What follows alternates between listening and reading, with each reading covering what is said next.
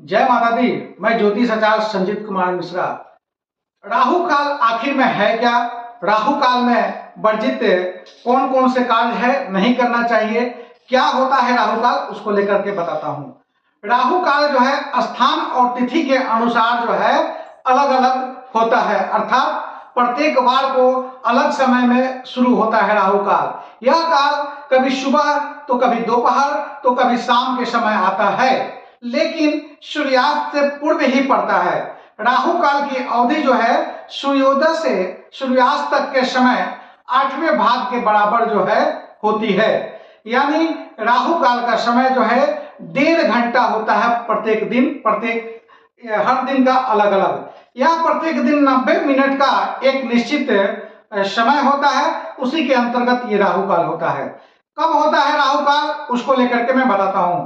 राहु काल जो है रविवार को शाम में 4:30 से 6 बजे तक राहु काल रहता है। सोमवार को 7:30 से सुबह में 9 बजे तक जो है राहु काल रहता है। मंगलवार को दोपहर 3 बजे से 4 बजे तक रहता है। बुधवार को 12 बजे से लेकर के 1:30 बजे तक, गुरुवार को 1:30 बजे से लेकर के 3 बजे तक, शुक्रवार को सुबह 10:30 से लेकर के 12 बजे तक, और शनिवार को 9 बजे से लेकर के 10:30 बजे तक समय राहु काल माना गया है। ये बड़ा ही विचित्र समय है, इसमें शुभ काम जो है वर्जित किया जाता है।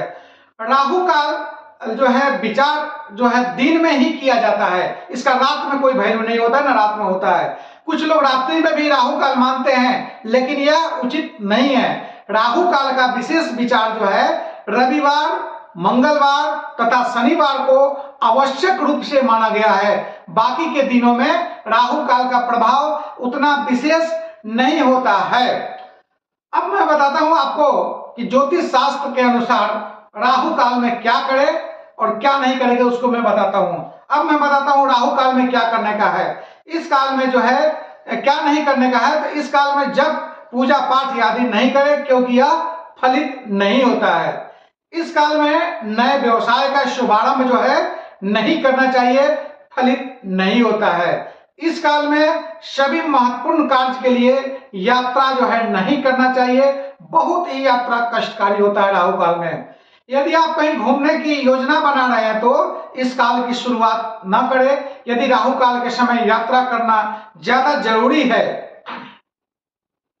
तो पान खाकर निकले या दही खाकर निकले या कुछ मीठा भोजन करके घर के से निकले तो बढ़िया है। घर से निकलने से पहले 10 कदम उल्टे चले, फिर यात्रा पर आप जाए तो आपके लिए बढ़िया रहेगा।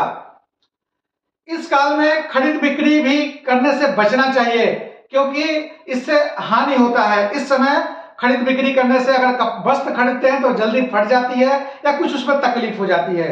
राहु काल में विवाह, सगाई, धार्मिक कार्य, गृह प्रवेश, गृहारंभ जैसे कोई मांगलिक कार्य जो है नहीं किया जाता है। यदि कोई मांगलिक कार्य या शुभ कार्य करना हो तो हनुमान चालीसा पढ़ने के बाद पंचामृत पीजिए, और फिर पंचामृत पीने के बाद जो है इस समय आप कार्य करते हैं तो थोड़ा सा उम्मीद हो जाएगी काम शुरू होने में। इस काल में के शुरू में किया कोई भी कार्य जो है शुभ नहीं होता है, बिना बाधा के पूरा नहीं होता है राहु काल में। इसलिए संभवतः हो सके तो इस काल को वर्जित करें।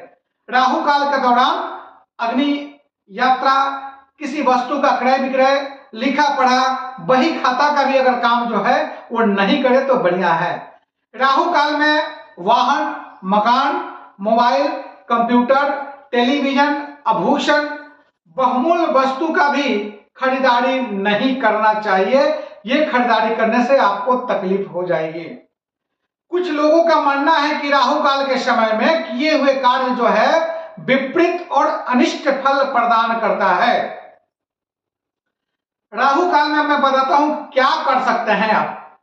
तो राहु काल में संबंधित जो है कार्य शुरू जो है, राहु काल से संबंधित जो कार्य है वो शुरू किए जा सकते हैं। जैसे राहु ग्रह की शांति या राहु का दोष का शांति करने का है और कर्मकांड करने का है राहु काल का, तो उस समय राहु काल में पूजन करें, बढ़िया रहेगा। काल सर्प दोष की शांति के उपाय जो किया जाता है वो राहु काल में करे तो बढ़िया है। राहु यंत्र की धारण करने का है या राहु का दर्शन करने का है। इस समय जो है राहु काल में करें तो बढ़िया है। ध्यान भक्ति के अलावा इस समय मौन रह सकते हैं, बहुत ही उत्तम रहता है। राहु काल जो है जीवन को बदल देता है। इस समय कार्य करने से ज्यादा अनिष्ट होता है, इससे कोई लाभ नहीं मिलता है। ज्यादा अगर ये है तब आप कर सकते हैं, लेकिन उसका कुछ जो नियम मैंने बताया उस हिसाब से करिए तो बढ़िया रहेगा। मैं आपको और भी ज्योतिष संबंधित बातें बताऊंगा अगले वीडियो में। जो लोग हमारे चैनल को सब्सक्राइब नहीं किए कृपया सब्सक्राइब कर दीजिएगा तथा शेयर भी कीजिएगा। तब तक जय माता दी।